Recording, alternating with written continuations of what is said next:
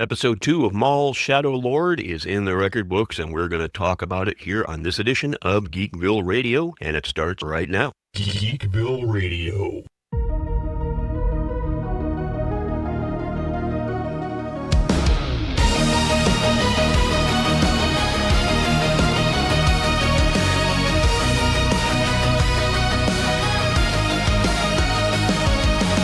Welcome, citizens of Geekville. It's Seth, a.k.a. Xandrax, the mayor of Geekville and the host of Geekville Radio, coming at you with a review of Episode 2 of Maul, Shadow Lord. This episode is entitled Sinister Schemes. See, sinister being an adjective and not the Marvel supervillain. And like before, I will go into my spoiler-free thoughts here before diving into the story itself. But Episode 2 of Maul, Shadow Lord, Sinister Schemes. This continues the strong momentum set by the premiere, and it delivers another good chapter that expands on the story in my opinion, very satisfying ways. Maul's machinations are in full swing. We're seeing his plan slowly take shape, and it is compelling. He operates from the shadows, kind of both literally and figuratively, you might say. He's patient, he's calculating, he's dangerous, and the episode does a great job of showing just how far ahead he's thinking. Now, on the other side of the story, Captain Lawson, he's turning out to be a genuinely interesting hero.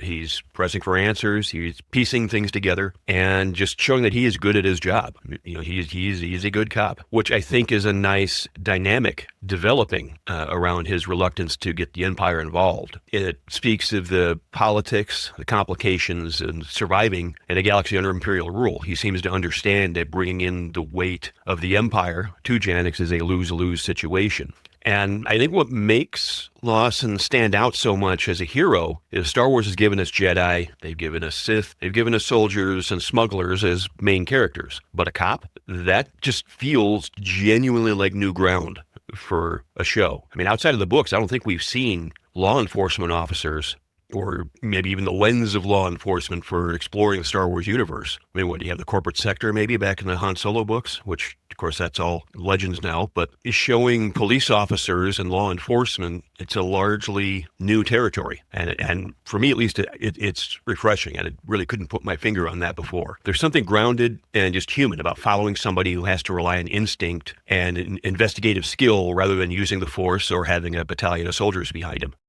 If the first episode was a strong opening statement, this episode is a worthy follow-up, and it's well worth anybody's time, I believe. And with that out of the way, let's commence with the story.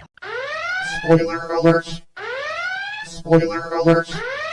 Spoiler hole has been breached! Spoiler hole has been breached!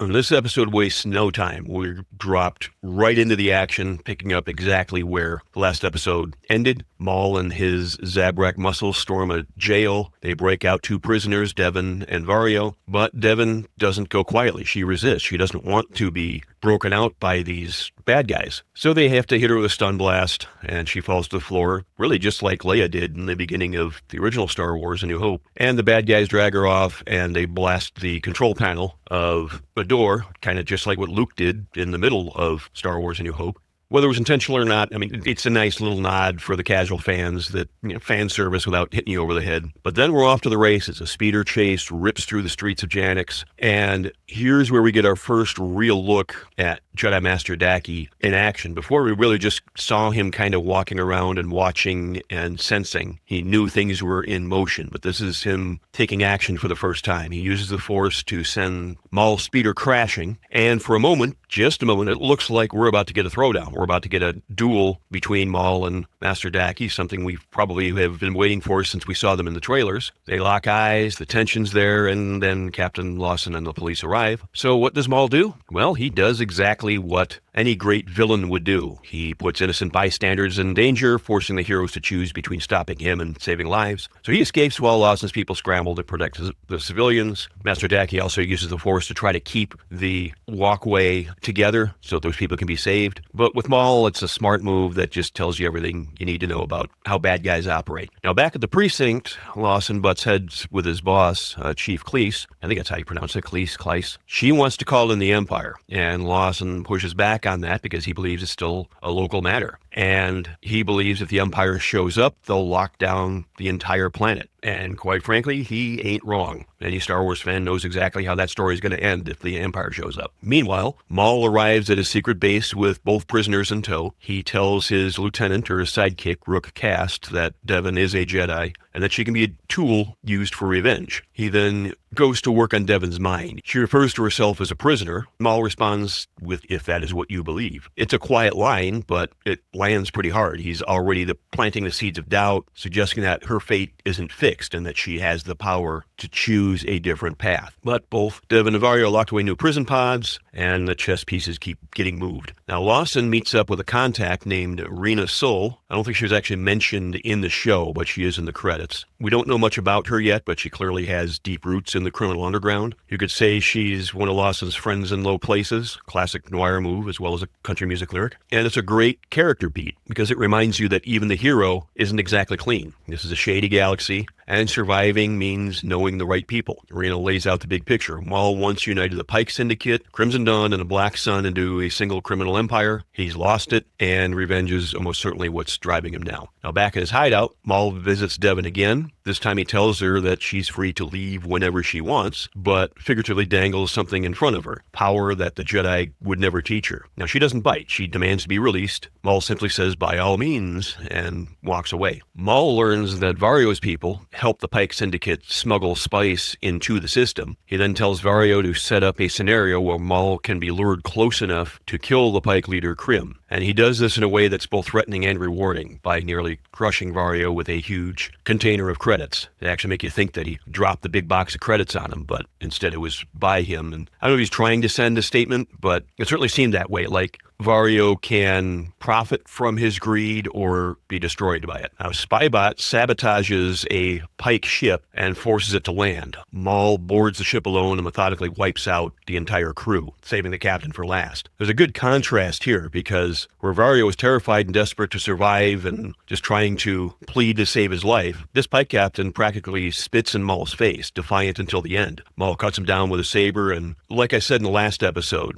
they're definitely telling you what happens. This brutal killing blow. You know what happened, but you didn't need to see it. And it's storytelling done with restraint, and I think it works. It helps keep the thing a PG-13, because really you don't need to see people getting dismembered with lightsabers when you know that's what they do anyway. So Maul returns to the base, tells Devon that she needs to see the galaxy for what it truly is. And is that a warning or an invitation? That's kind of the mind games he's putting to use here. Now, Devon, she's been quietly testing the limits of her cell, probing it with the Force, and the episode ends with her finding a hidden exit and slipping out of her pod. The prisoner is already making her move, and that's when we go to black. So this show's firing on all cylinders. The action lands. The character work is layered. Maul is being one of the most compelling versions of the character yet. And we're 1/5 of the way through the series. It all wraps up on May the 4th, and we've already gotten confirmation of a second season, so we got 18 more episodes left to go. I think we'll see Maul knock off a few more crime lords before the Empire finally shows up. We know that's happening because the trailer showed a Star Destroyer hovering over the city. And I also agree with the speculation that Rook Kast will eventually become the Armorer in the Mandalorian series. How long it takes for that persona to develop remains to be seen. But that's going to do it for this edition of Geekville Radio. Thank you for listening or watching on YouTube. If this is your first time, you can find us all over the podcast sphere. We're in Google Podcasts, Apple Podcasts, Amazon, Spotify, really anywhere you can find podcasts, you can find this show. The video version is on YouTube. If you like having visuals with your reviews, just do a search for Geekville Radio. You can find this show as well as Examining the Doctor, where we talk about Doctor Who, Examining the Dead, our horror-themed podcast. We also got the Lesson on Geek Hall of Fame, as well as Geekville Presents Nostalgia Trip,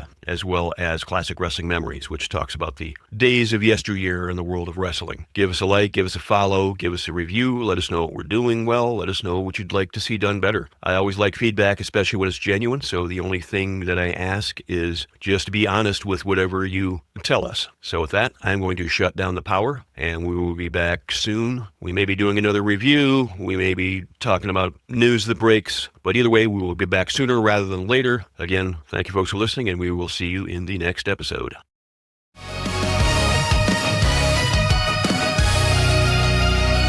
Geekville Radio is not sponsored or endorsed by any product, service, or media unless specifically stated.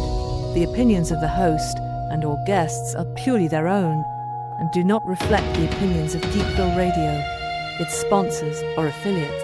Some media used by Geekville Radio is the respective copyrights of the owners, all rights reserved.